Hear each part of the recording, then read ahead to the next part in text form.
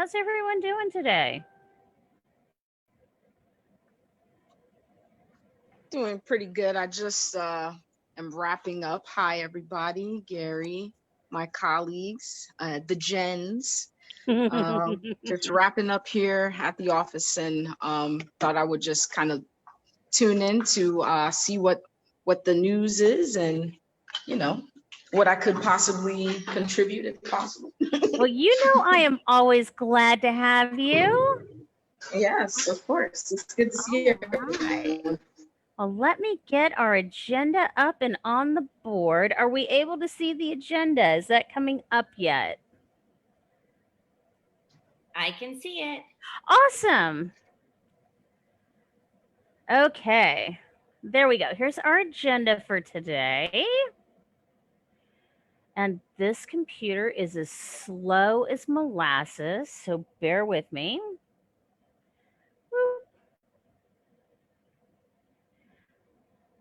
Now it's not even letting me scroll anywhere. I'm just happy it's even running Zoom, so I guess I can't complain.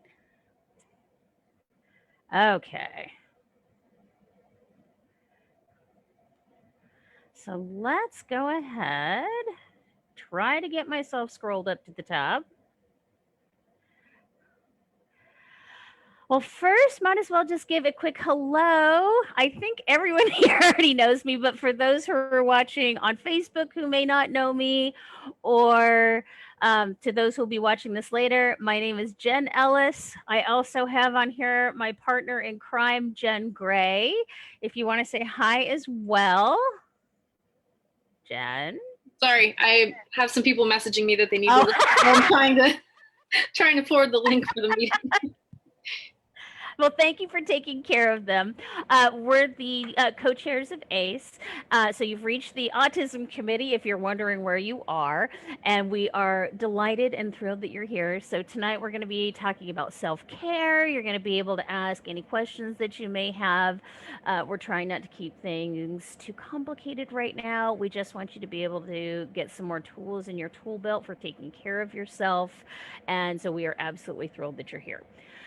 So let's go ahead and just run through a little bit of community news that we've been hearing.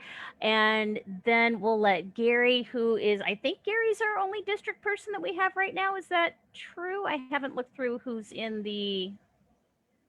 I haven't had a chance to look through, but I'll take a look and see if there's anybody I'm looking at our participants else. Stay safe. now. I think you are, Gary. I think you're our only district person at the moment. But if anyone else hops on, we'll make sure to say hi and have them introduce themselves. Okay, let's go through this super quick. Right now, we've been hearing, I'm sure a lot of you have been hearing through the grapevine that schools, there is a possibility, because we've been hearing through our lovely governor, that there is a possibility that schools may not be allowed to stay virtual after January. Please try not to freak out. We're all just going to wait and see what happens. This may happen. This may not happen. Nobody has a definitive answer yet. So if you were coming hoping to have an answer on that, we don't have it yet. So we just don't know yet, and it's a wait and see. There's an Ed Talk coming up through the district on December 5th at 9 a.m. I will make sure to post the details on the ACE website as well as our Facebook page. The details, I think, are already up on the ESC advisory, but I know they're also up on the Facebook page for Broward County Schools, but I'll make sure to get that information up. Our website is also available for any issues that you may be having. Let me go ahead. I can, since this is actually working, I can pull that up for you and see. Let's not press our luck. This thing's running slower than molasses, so I don't want to press our luck. Our website is just acebroward.org. So ACEBROWARD.org. If you're having any issues, you can always contact us through the website, or you can email us at acebroward@gmail.com. If you're ever having any problems, feel free to hop on and find us there. We have had, I know we've discussed this in the past. We've talked about it through our other meetings that we've had. If you're having any issues and you need to get help right away, please call 211. They can always put you through to the best resources right away. We did have Billy and her colleague on the other night that talked about the fact that they do have quite a few resources available specifically for special needs. So if you're feeling in need, if you're feeling in crisis, do not hesitate to reach out to them. They are very well equipped to handle that. So if you're having any issues, don't don't hesitate to reach out. They are available and they're there for you. There's also free trauma support groups. One of the ones that had reached out to us with their information was fisponline.org, and also their phone number was here. I'll repost that information again. Also, to make sure, our guest speaker tonight is from CARD. So if you're not registered for CARD already, please make sure to do so. They do have amazing free resources, so make sure you do that. And I don't know if a lot of you are aware, but we do have a YouTube channel that we have been putting all of our meetings on. So if you've missed any meetings, if you need to catch up on them, we do have all of that up on there. So if you've missed a meeting, you can just hop right on there, get caught up, and you'll be good to go.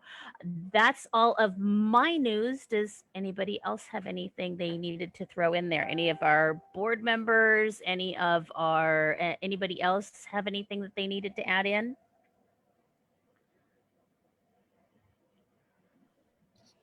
Maybe we should just talk about some of the meetings that we're planning. Totally fine with me. You go for it.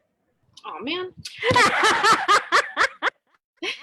So for December, we had talked about in our executive meeting last week about getting some different teachers and people from the ESLS division that could come in and discuss, have like a panel of how we're going to have communication strategies so that we can better get communication between parents, teachers, students. Sorry, my kid just walked in during that one. Got a little sidetracked. And for January, I'm trying to remember. What did we put on the agenda for January? January, we had discussed doing possibly anxiety and how it affects learning.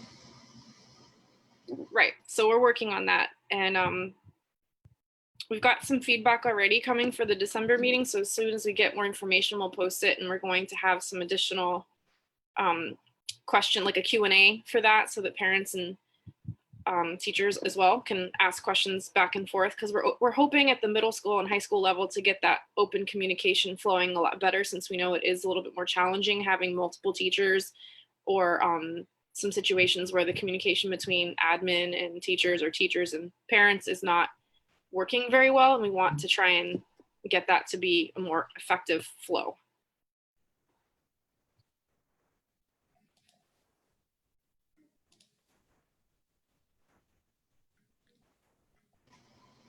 Totally agree. And is there anybody else that had anything they wanted to share? If not, we'll just move on to Gary.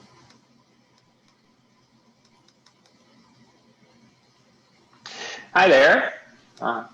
Good early evening, late afternoon. Just a couple of quick district updates. There, believe it or not, starting on or about December 1st, we get into planning for the 2021-22 school year, which is, yeah, it's a normal thing. We're starting to look at projections of how many students are coming into our district. And for me specifically on the spectrum, looking at, how many teachers we're going to need, where our new programs are going to be. So that's all, we're still in the midst of 2020. We can't wait to get out of 2020. So this is probably the first time we're really excited to plan for the following year. Usually we're gone. But anyway, I just want to let you know, everything's going on as we normally do in a normal cycle, even though we're still in the middle of COVID and e-learning's going on, as well as face-to-face. Some of the we've had some real positive feedback on a lot of our classrooms as far as the face-to-face. At first, there were some bumps in the road, particularly around things like mask wearing and supervision.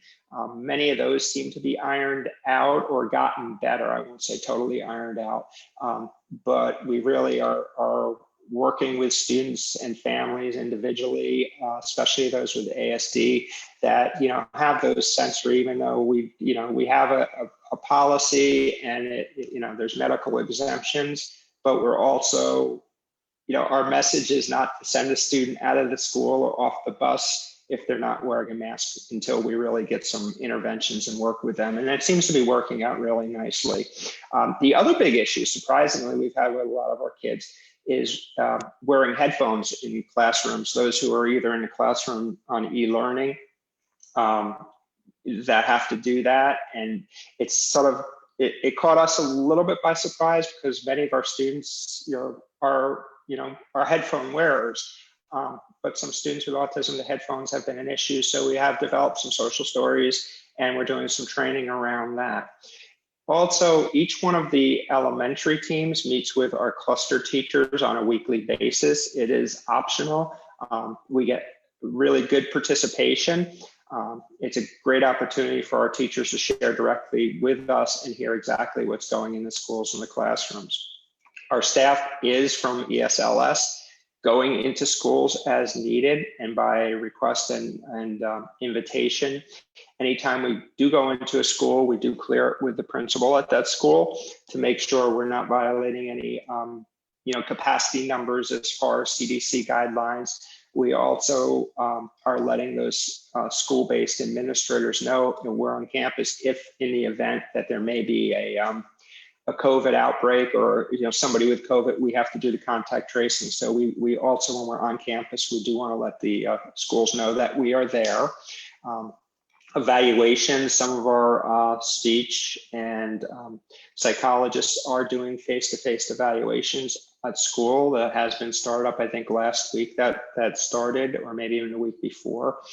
So we are getting those done. What we can do virtually, we try to do virtually, but what as we're getting back to a semi-normal environment, we're trying to do as many of those that we absolutely have to. We will go face to face, and our psychologists, our counselors are in the schools like they always have been, providing services. The students that are not in school, they're providing those services, obviously, remotely. Other than that, that's about in a nutshell where we are this time of the year. I can't believe it's December or November already, but I think I counted 6 weeks till 6 or 7 weeks till winter break. So, as far as I know what Jen said about, hearing from the governor that everybody may be on school, in January, we heard the same thing that you guys are. I think we read it in the paper. I read it in the paper. So we're obviously monitoring that, and we'll deal with that if we have to deal with that when we get there. But that's not going to be till January, so we at least have some time on that. All right, Jen, that's about it from the district. Awesome. Okay, let me just take a quick scan through here, see if there's anybody else. All right, it looks like we're good to go. And I know that Shae is already here. So Shae, if you'd like to go ahead and take the floor, the lovely Shae is here. And Shae is amazing. And they are here to tell us all about self-care. So you have the floor and it's all yours. Go ahead. I appreciate that, Jen. Thank you all for having me and UMNSU CARD here today. What I'm going to be sharing with you today is just kind of a snapshot of some of the things that we address in Mental Health Moments, which is a series that's run for 7 weeks consecutively. And each time the hope is to get either people who want a refresher or people who have, just some interest, but they're not quite sure yet how they can engage with self-care in positive and meaningful ways. So the aim of this is to try to promote some of that and educate the community about some of the ways we can help ourselves. So I'll go ahead and start sharing my screen for the PowerPoint that I have here.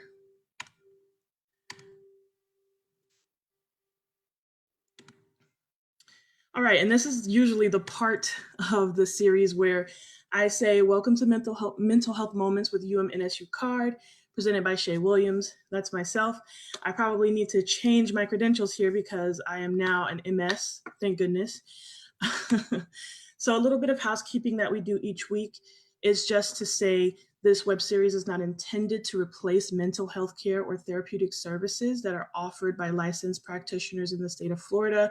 So if you do feel that you are in need of a mental health check-in or just wanting to build some strategies and skills or know of someone who would like to get some services in regards to this, certainly you would want to refer them to someone that is licensed in the state of Florida. So the first topic that we'll address today is going to be mindfulness. And, sometimes people think of mindfulness and they're kind of confused about what it is, unless they have some sort of experience with yoga and meditation or has taken a class that involved mindfulness. So the idea of this is that we can reset our minds and we can calm and reset ourselves. And so the imagery that is tied to this is just to kind of help you solidify what we're talking about.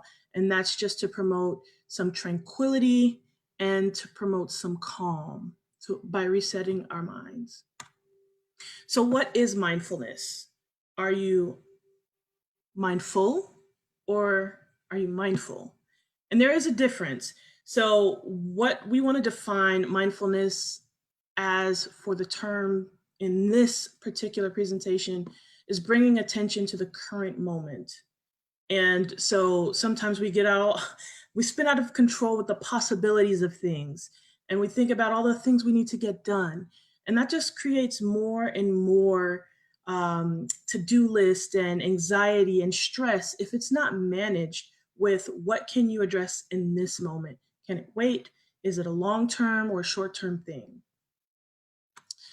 So there are mindfulness techniques to help promote the sense of existing. But some of my favorite are going to be the ones that are labeled mindful and then blank. So mindful walking, mindful eating. Those are pretty much my favorite because it's an active state of mindfulness. Some other parts that are more reflective are like the body scan and doing the five senses techniques where you're identifying a certain number of things that you hear, that you see, that you smell, that you touch or taste. And then mindfulness walks, of course, can be accompanied with various things. You can do some relaxing music, or you can do music that is that's more upbeat in nature, depending on what your needs are in that moment. But the idea is that you're not allowing the distractions of everything else that you have to do get in the way of achieving your attention to the present moment. So the Mayo Clinic does report that there are some very great positives when you engage with mindfulness and the different styles that you can do that. And some of those evidences are in improving sleep, decreasing depression, anxiety, stress, hypertension, and even improving attention. So attention span. And I know a lot of our guys oftentimes deal with issues where, their attention spans, all of our attention spans are like muscles, but it's a little bit more difficult sometimes for our guys to build that muscle so that it can operate at maximum capacity for themselves. So in being mindful, don't just look, observe. Don't just swallow, taste. Don't just sleep, dream. Don't just think, feel. And don't just exist, live. And I love this because it takes it from things that are happening to you to how you're engaging with your world around you. So here we have a mindfulness worksheet taken from the therapistaid.com website. It's a free website where you can access different strategies and worksheets even to work on these different techniques. And this will give you like a step-by-step guide. So if you want to take a screenshot, while you have the opportunity, great. If not, you can always email me for any of the worksheets that I present today. You can always email me at swillia2@nova.edu. And that's SWILLIA2@nova.edu. So the next portion is where we take a moment and we have a mindful eating journey. So what this means is that you'll have to take something small. You can grab a raisin, a piece of candy, something small, edible. And for the purpose of this exercise, you're going to engage with this item as it's instructed in the following video.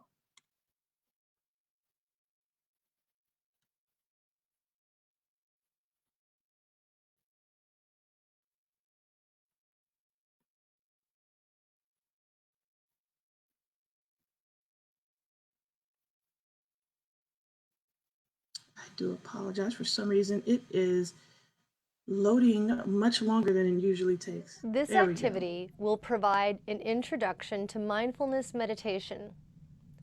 Mindfulness is a skill that will enable you to be successful in living your healthiest life.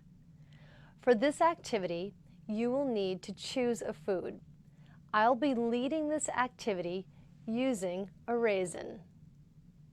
So start by taking your food and looking at it. What do you see? Notice the shape and the color of the food. Touch it. What does it feel like? Smell it. What do you smell? This part seems silly. Bring it to your ear. Move it around. What do you hear? What's happening in your mouth right now? Now go ahead and put the food into your mouth. But don't bite it. Just move it around in your mouth. Now, take one bite. Notice what's happening. Take another. And another. Slowly chew the food, but don't swallow it.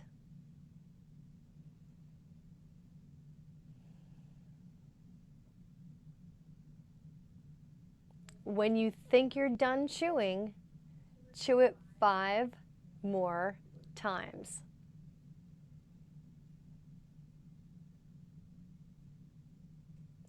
Then swallow it. Sit, breathe. Notice how you feel now. Here's your takeaway. You can try a mindful eating experiment this week. Try eating a snack or a meal mindfully. Sit at a table without watching TV or texting. Just eat and be aware of the experience of eating. You may notice how this changes your experience with eating. Even more powerfully, you may discover how mindful eating changes your relationship with food.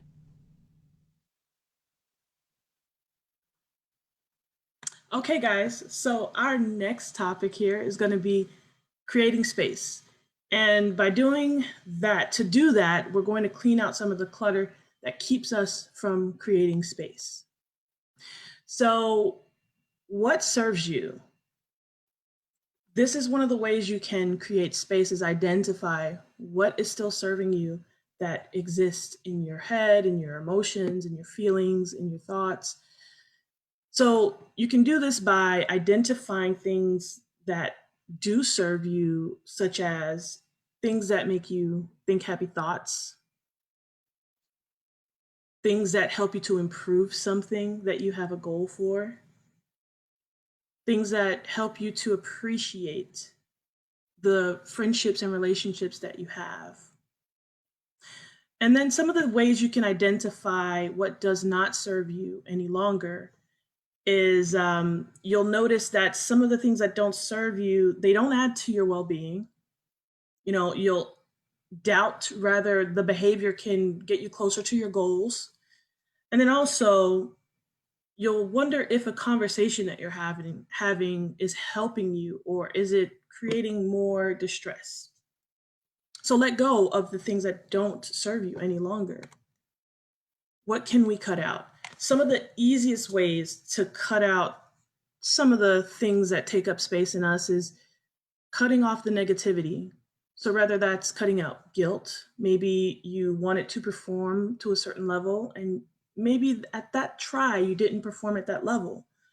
You might cut out comparisons. And this can be something that can go both ways. It can be helpful if it motivates you when you're comparing your progress to, general progress for your similar experiences. And the other way it could go is you're unhealthily comparing yourself to someone else or the experiences that they have. And then also we can cut out fear. And that can be done by maybe thinking about what is it that you're afraid of? What is stimulating these feelings? And how can you combat them? Of course, and always be kind. It's not limited to others. Kindness should be extended to ourselves first so that we can in turn give kindness to others. So it's okay to turn your kindness in towards you.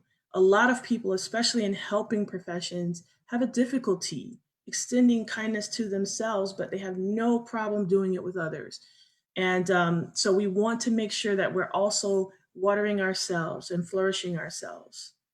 So, what could you do to be kind to you? Those are some thoughts. So, some things that you can do to be kind to you, these are some of my takes on this. I do something that I enjoy. I'll commit an act of self love. And rather that's going to get a facial or a massage or taking a walk while listening to music, taking time to myself. Those are all ways that I show myself self love. Of course, you want to allow yourself room to not be 100% all the time, because there is dangers in wanting to always have everything to come out the way we want it to try and reach that mark of perfection, and holding ourselves to that can be dangerous. It can be motivating, but there are some ways it can become a negative thing for us. So we just want to be mindful of that. And then also do what you love and love what you do. I have always found this to be true is, the things that I love to do, I engage with them way more than the things that I don't really care for. Now, as a responsible adult, I might go ahead and engage with some of the things that I don't really want to do out of obligation or responsibility. But the things that I choose to do with my time are the things that usually that I love. So on this particular week, we usually provide this worksheet, and it's just to help you gain a sense of gratitude for people, things, movies, qualities, books, moments. And this can be extended to a wide range of different things and can grow and grow as you want it to. But the idea is just to have a sense of gratitude and hold on to the things that are serving you while releasing the things that don't. All right, so this next one is time to take another journey, and it's a 2-minute meditation, and I hope you enjoy.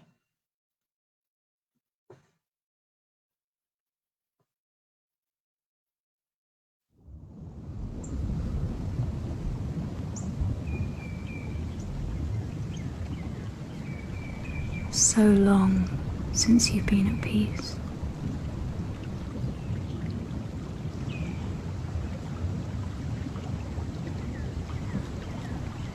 You used to know how to come here as a child.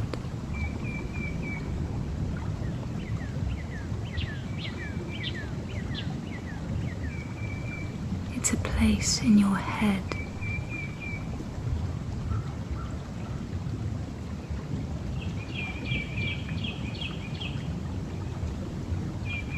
Focus on the water.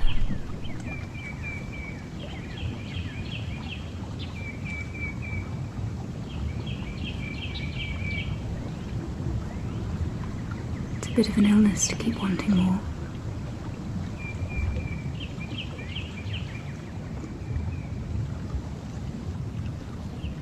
This spot isn't glamorous.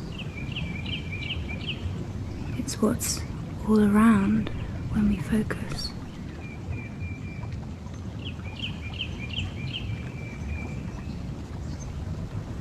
This permanently exists amidst the noise.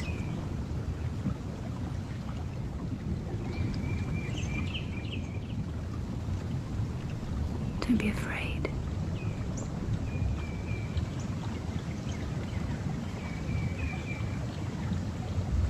It'll always be here, waiting for you when you need it.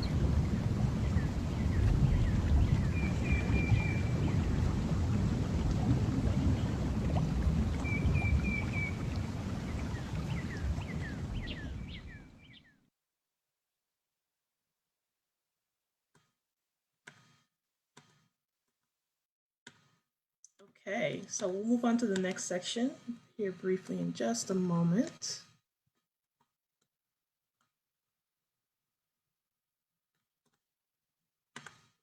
There we go. All right, so finally, this is the last subject that I'll address today with you guys, and it is about identifying strengths.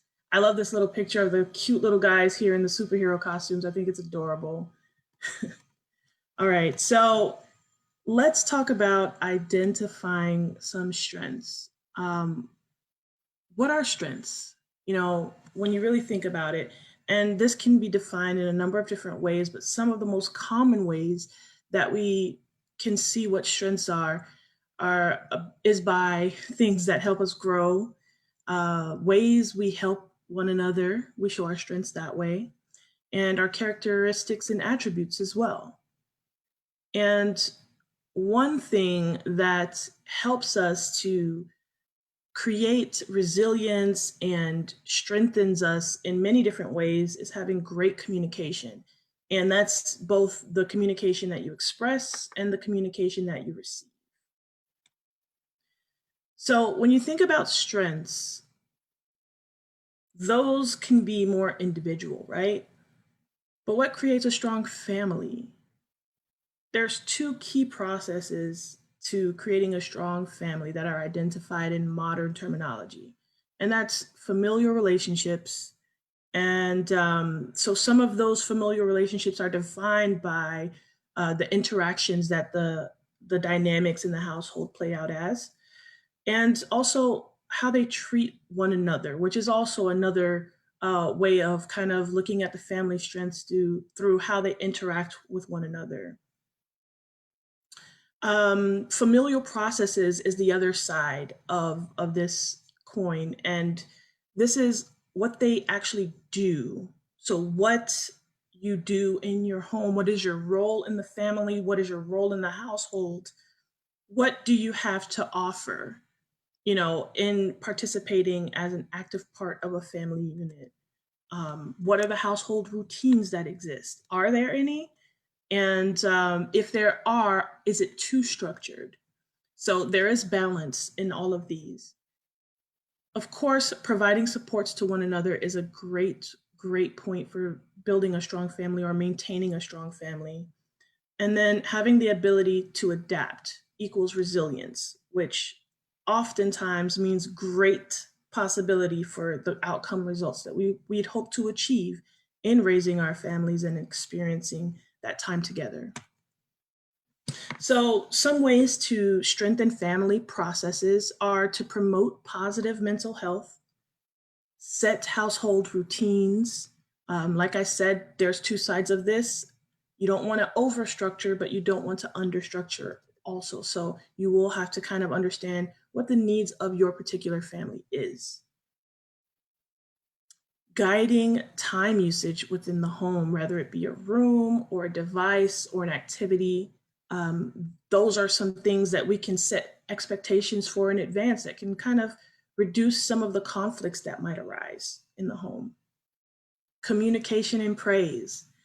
So oftentimes, I think this is my personal opinion, the human condition, we find ourselves, and I particularly find myself very easily identifying the things that are not so great, you know, and when the things that are good happen, not giving enough communication and praise for those moments and really accepting and celebrating the win.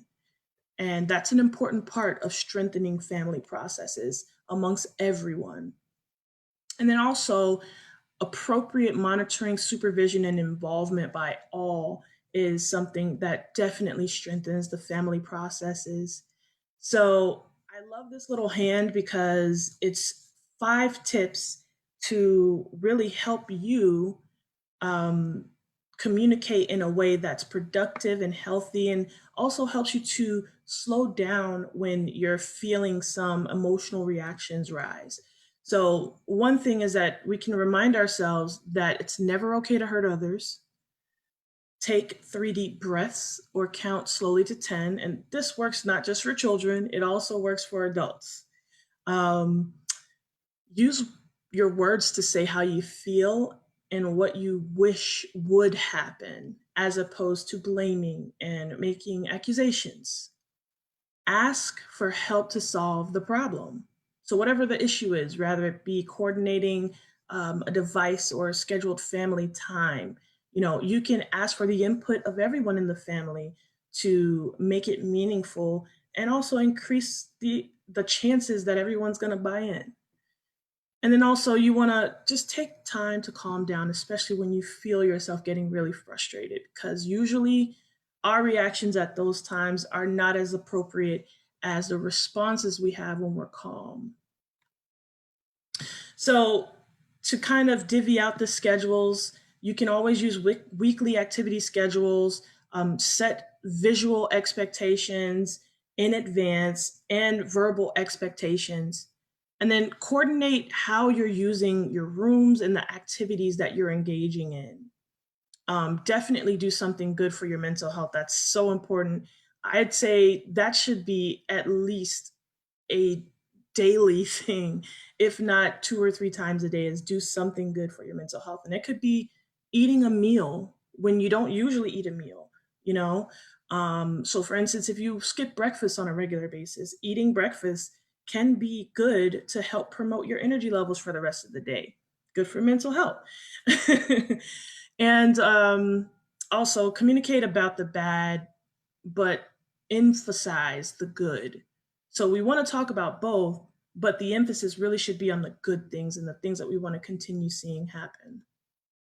So explore your individual skills, your individual interests, and then also explore the family needs and family preferred activities, because these can be very similar. However, they can also be very different in meeting the needs of everyone individually and collectively as a family.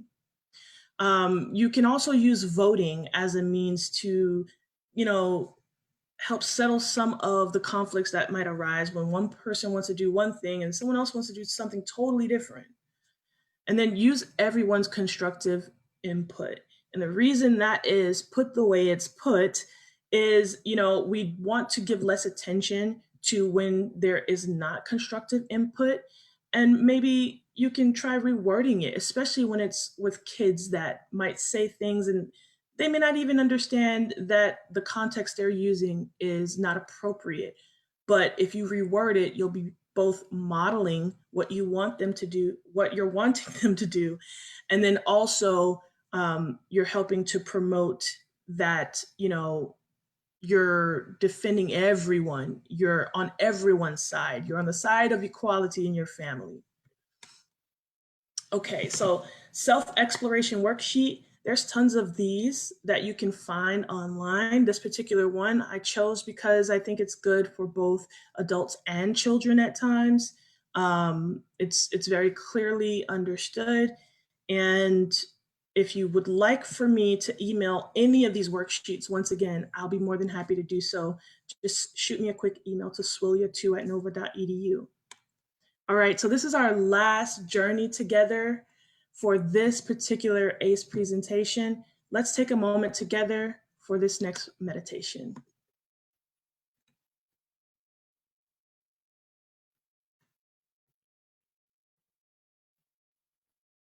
Close your eyes, and we'll take a few moments to calm your mind and body. Soften your face, your neck, and shoulders. Do your best to fully let go.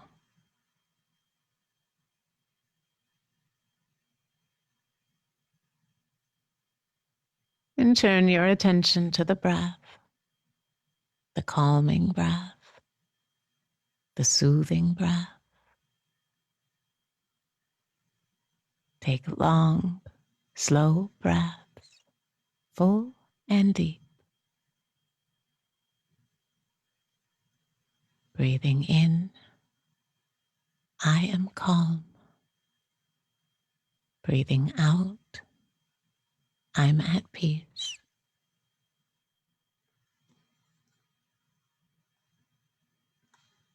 All right, thank you so much, everyone. I really appreciate you attending to this particular presentation. Mental Health Moments will be rerun and we'll be starting towards the end of November. So if you'd like to join us for that, you can always register at UMNSU card. And let me just go ahead and let you know that this training evaluation survey link is also something that we greatly appreciate if you can take the time to go ahead and complete this, because it helps us to understand how we can contribute to our community in ways that are the most meaningful and impactful for you.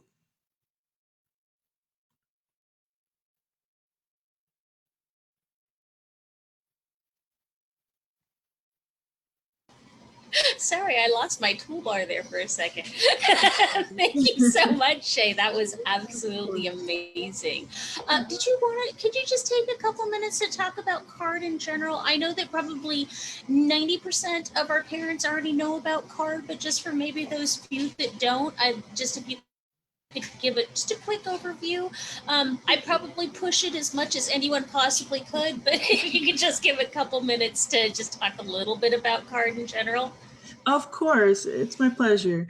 So UMNSU CARD is a organization that works in Broward, Monroe, and Miami-Dade counties.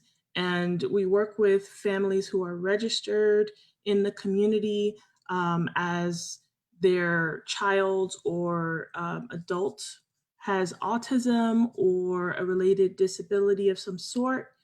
And we usually have many different things going on, such as support groups. And we also work with schools very closely to make sure that accommodations and the things that are needed are actually, in the minds of the parents, and they really know what to look for. Because a lot of times within autism diagnosis or something related, many of our parents don't have this specialty background or all this extensive information about how these disorders work and how they really impact the potential for receiving education at their full capacity. Awesome. Let me see on here. I noticed. Do we have any questions that anyone would like to ask from Shae? We do have. I know that not everyone. If you're having any trouble unmuting, let me know. You can just put your question in the box, or I can unmute you, whichever you prefer. Either one. If anyone has.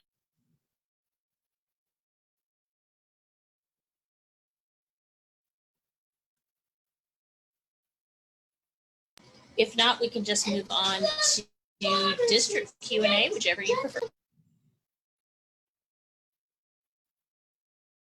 All right, perfect. Well, thank you, Shae. That was fantastic. Thank you so much. And we will go ahead and there we go. Let me get my video. There we go. Okay. Hello. There we go. And let me see. I know I saw Diane sneak in here. Let me find Diane. Where's Diane hiding? There she is. I'm here. I had another meeting. Sorry, I'm late. We're just always happy to see you at all. So glad you could stop by and say hi.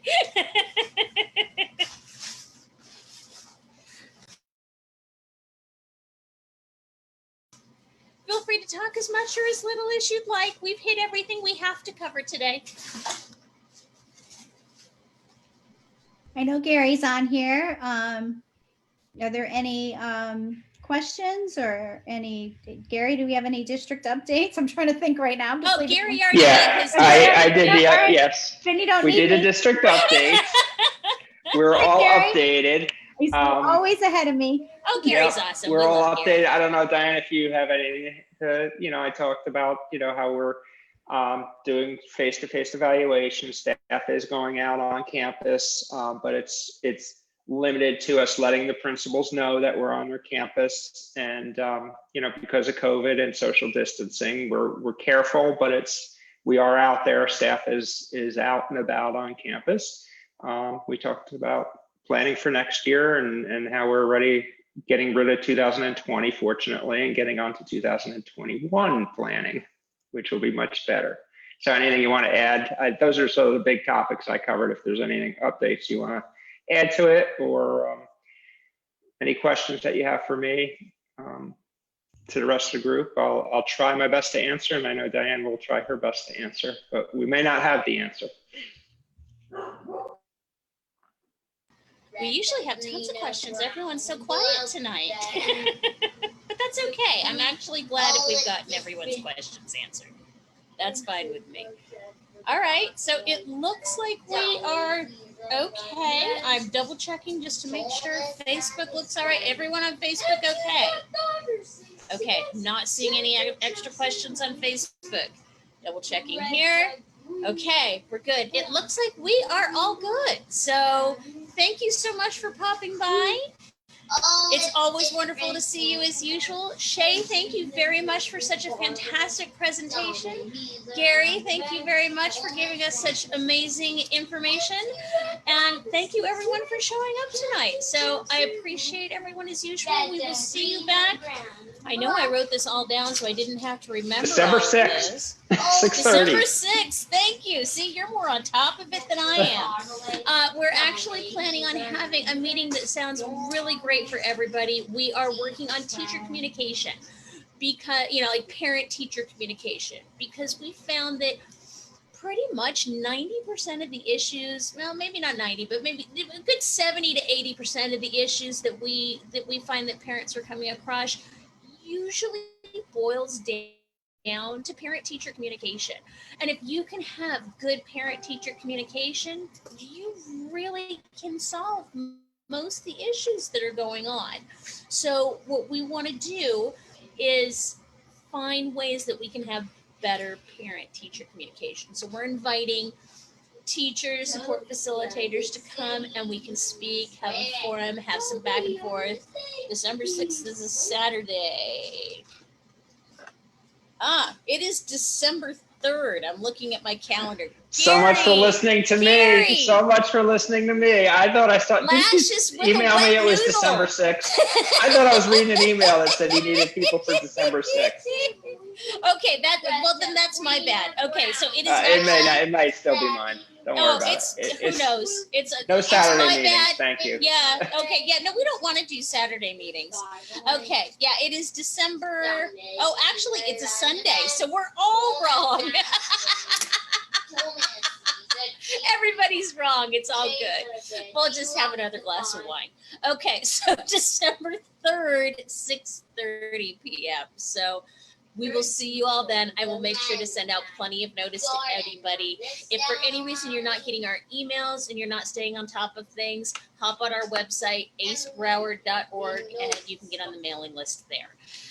So if anyone doesn't have anything else they need, I will wish you all a good evening, and we'll wrap it up nice and early. I like being done in under an hour flat. That's amazing.